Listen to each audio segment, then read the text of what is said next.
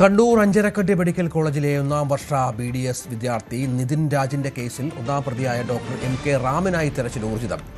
കഴിഞ്ഞ ദിവസമാണ് റാമിന്റെ മുൻകൂർ ജാമ്യാപേക്ഷ തള്ളിയത്. കഴിഞ്ഞ 16 ദിവസമായി റാം ഒളിവിലാണ്. വിശദമായ അന്വേഷണത്തിനും ചോദ്യം ചെയ്യലിനുമായി ഒന്നാം പ്രതി ഡോക്ടർ റാമിന്റെ കസ്റ്റഡി ആവശ്യമാണെന്ന് വിലയിരുത്തിയാണ് കോടതി മുൻകൂർ ജാമ്യം തള്ളിയത്. അഞ്ചരക്കണ്ടി മെഡിക്കൽ കോളേജിലെ BDS വിദ്യാർത്ഥി നിതിൻ രാജിന്റെ മരണവുമായി ബന്ധപ്പെട്ട് കേസിലെ ഒന്നാം പ്രതിയായ ഡോക്ടർ റാമിന് കഴിഞ്ഞ ദിവസമാണ് കോടതി ജാമ്യം നിഷേധിച്ചത്. റാമിനെ കണ്ടെത്താനായി പോലീസ് അന്വേഷണം ഊർജിതമാക്കിയിട്ടുണ്ട്. ഇയാൾ ആന്ധ്രയിൽ ഒളിവിൽ പോയതായാണ് പോലീസ് ലഭിച്ചിരിക്കുന്ന വിവരം. അതുകൊണ്ട് തന്നെ ഇയാൾ എത്രയും പെട്ടെന്ന് അറസ്റ്റ് ചെയ്ത് ഇതിൽ ചോദ്യം ചെയ്യൽ ഉൾപ്പെടെയുള്ള നടപടികളിലേക്ക് കടക്കാനാണ് പോലീസ് തീരുമാനിച്ചിട്ടുള്ളത്. ഏതായാലും കോടതിയിൽ വലിയ തിരിച്ചടിയാണ് അധ്യാപകനായ ഡോക്ടർ റാമിന് നേരിട്ടത്. ജാതീയമായ അധിക്ഷേപം നടന്നതിന് തെളിവില്ല എന്നാണ് കോടതി പറഞ്ഞത്. പക്ഷേ അപ്പോഴും ഈ വിദ്യാർത്ഥികളോടൊക്കെ വളരെ മോശമായി പെരുമാറുകയായിരുന്നു എന്ന സാക്ഷി മൊഴികളുണ്ട്. അതോടൊപ്പം നിതിൻ രാജ് കെട്ടിടത്തിന് മുകളിൽ നിന്നും ചാടിയത് സിമ്പതിക്ക് വേണ്ടിയാണെന്ന് നിതിൻ രാജിന്റെ സഹപാഠികളോട് ഈ ഡോക്ടർ റാം പറഞ്ഞിട്ടുണ്ട്. അത്തരം മൊഴികളുമുണ്ട്. അത് വളരെ ഗുരുതരമായ ഒരു സാഹചര്യം തന്നെയാണ്. അതുകൊണ്ടാണ് റാമിന് ഇതെല്ലാം കണക്കിലെടുത്ത് കസ്റ്റഡിയിലെടുത്ത് ചോദ്യം ചെയ്യേണ്ടതുണ്ടെന്ന പോലീസിന്റെ ആവശ്യം അംഗീകരിക്കുകയും മുൻകൂർ ജാമ്യാപേക്ഷ തള്ളുകയും ചെയ്ത സാഹചര്യമുണ്ട്. ഏതായാലും സംഗീത നമ്പ്യാർക്കെതിരെ പ്രഥമ ദൃഷ്ട്യാ ഈ കേസ് ഗൂഢാലോചന തെളിയിക്കാൻ സാധിച്ചിട്ടില്ല. അതോടൊപ്പം പരീക്ഷ എഴുതണമെന്ന ഒരു കാര്യം പറഞ്ഞു. അത് ജാതീയമായ അധിക്ഷേപമല്ല എന്ന് കോടതി ചൂണ്ടിക്കാട്ടി.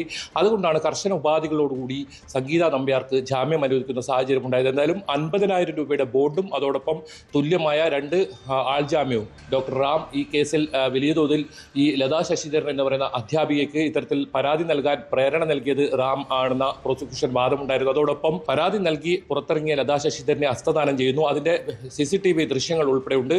ഏറ്റവും പ്രധാനം ഈ സിമ്പതിക്ക് വേണ്ടി ഈ നിതിൻ രാജ് കെട്ടിടത്തിന് മുകളിൽ നിന്ന് ചാടി എന്ന ഒരു അദ്ദേഹം വിദ്യാർത്ഥികളോട് പറയുന്ന സാഹചര്യം ഉണ്ടായിരുന്നു. അത് കൃത്യമായ മൊഴി കോടതിയിൽ ഉണ്ടായിരുന്നു. എന്തായാലും ഇനി റാമിനെ കണ്ടെത്താനുള്ള അന്വേഷണം ഊർജിതമാക്കിയിട്ടുണ്ട്. അതോടൊപ്പം കേസിൽ കൂടുതൽ പേരെ പ്രതി ചേർക്കാനുള്ള കാര്യങ്ങളും പോലീസ് അന്വേഷിക്കുന്നുണ്ട്. പ്രധാനമായും ഈ പ്രിൻസിപ്പലിന്റെ മുറിയിൽ നിന്നുള്ള CCTV ദൃശ്യം പുറത്തു വന്നതോടുകൂടി വലിയ ഗൂഢാലോചന അവിടെ നടന്നിട്ടുണ്ട്. അതോടൊപ്പം ആൾക്കൂട്ട വിചാരണ കൂട്ടവിചാരണ അവിടെ നടന്നിട്ടുണ്ട്. 4ഓളം അധ്യാപകർ ഉണ്ടായിരുന്നു. ഇവരെല്ലാം ചേർന്ന് ഇതിനെ കൂട്ടവിചാരണ നടത്തിയെന്ന ഒരു കണ്ടെത്തൽ കൂടിയുണ്ട്. ആ ഒരു പശ്ചാത്തലത്തിൽ പ്രിൻസിപ്പൽ ഉൾപ്പെടെ ലതാ ശശിധരൻ ഉൾപ്പെടെയുള്ളവർക്കെതിരെ കേസെടുക്കുമെന്നാണ് കണ്ടറിയേണ്ടത്. റാം എവിടെയാണെന്ന ചോദ്യമാണിപ്പോൾ പ്രധാനമായും ഉയരുന്നത്. റാമിനെ അറസ്റ്റ് ചെയ്ത് ഈ കേസിൽ കൂടുതൽ വ്യക്തത വരുത്തണമെന്ന് ആവശ്യപ്പെട്ട് നിരവധി സംഘടനകൾ, അതായത് രാഷ്ട്രീയ പാർട്ടി അതോടൊപ്പം വിവിധ സംഘടനകളൊക്കെ ഇത്തരത്തിൽ വലിയ പ്രതിഷേധവുമായി കഴിഞ്ഞ ദിവസങ്ങളിലൊക്കെ അഞ്ചരക്കണ്ടി മെഡിക്കൽ കോളേജിലേക്ക് മാർച്ച് നടത്തുന്ന സാഹചര്യം ഉൾപ്പെടെ ഉണ്ടായിരുന്നു.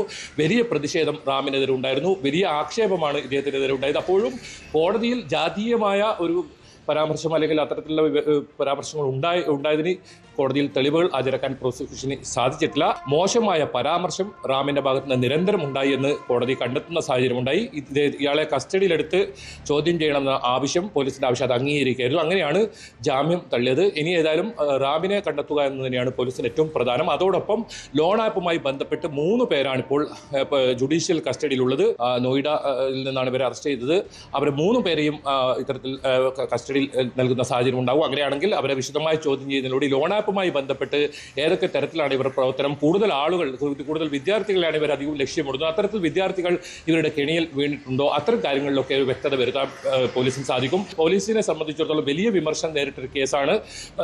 16 ദിവസം കഴിഞ്ഞിട്ടും റാമിനെ പിടികൂടാൻ സാധിച്ചിട്ടില്ല, റാമിനെ അറസ്റ്റ് ചെയ്യാൻ സാധിച്ചിട്ടില്ല. അതോടൊപ്പം ഈ കേസിൽ ഒരു ഇഞ്ച് പോലും മുന്നോട്ട് പോയിട്ടില്ല എന്ന തരത്തിലൊക്കെ വലിയ തോതിലുള്ള പ്രതിഷേധം ഉയർന്നിരുന്നു. എന്തായാലും മാനേജ്മെന്റിന്റെ ഭാഗത്ത് നിന്ന് കൃത്യമായ ഒരു വിശദീകരണം ഇതുവരെ ഈ വിഷയത്തിൽ വന്നിട്ടില്ല. ആകെ വന്നത് ഒരു പത്രക്കുറിപ്പാണ്. അതിൽ അധ്യാപകർക്ക് ഒരു തരത്തിലും പങ്കില്ല എന്നായിരുന്നു ഇവർ ആ പത്രക്കുറിപ്പിൽ വ്യക്തമാക്കിയത്. പക്ഷേ അതിനെല്ലാം എതിർക്കുന്ന രീതിയിലായിരുന്നു ഇപ്പോൾ കോടതി വിധി വന്നിരിക്കുന്നത്. അധ്യാപകനായ റാമിന് ഇതിന് കൃത്യമായ പങ്ക് ഉണ്ട്, അദ്ദേഹത്തെ കസ്റ്റഡിയിലെടുത്ത് ചോദ്യം ചെയ്യേണ്ട ആവശ്യമുണ്ടെന്ന് കോടതി കണ്ടെത്തിയെന്നത് ഏറ്റവും പ്രധാനമാണ്. ഇതോടൊപ്പം സംഗീത നമ്പ്യാർക്ക് ഇത്തരത്തിൽ മുൻകൂർ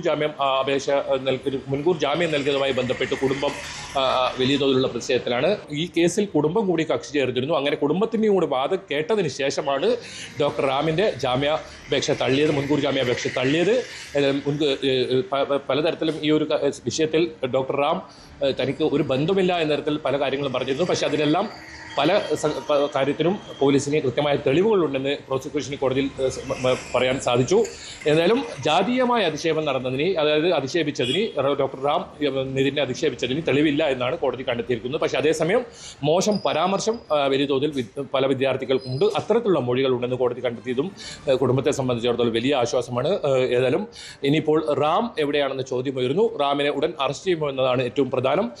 പോലീസ് പ്രത്യേക സംഘം, 7 അംഗ പ്രത്യേക അന്വേഷണ സംഘമാണ് ഇത് കേസ് അന്വേഷിക്കുന്നത്. ഈ സംഘത്തിൽ ഒരു സംഘം റാമിനെ കണ്ടെത്താനുള്ള അല്ലെങ്കിൽ റാമിനെ അറസ്റ്റ് ചെയ്യാനുള്ള നടപടികളുമായി മുന്നോട്ട് പോവുകയാണ്. കണ്ണൂരിൽ നിന്നും സുമേഷ് മൊറാഴയ്ക്കൊപ്പം KV ബൈജു, ന്യൂസ് 18. കൂടുതൽ വാർത്തകൾക്ക് news 18 Keralam YouTube channel subscribe ചെയ്യുക.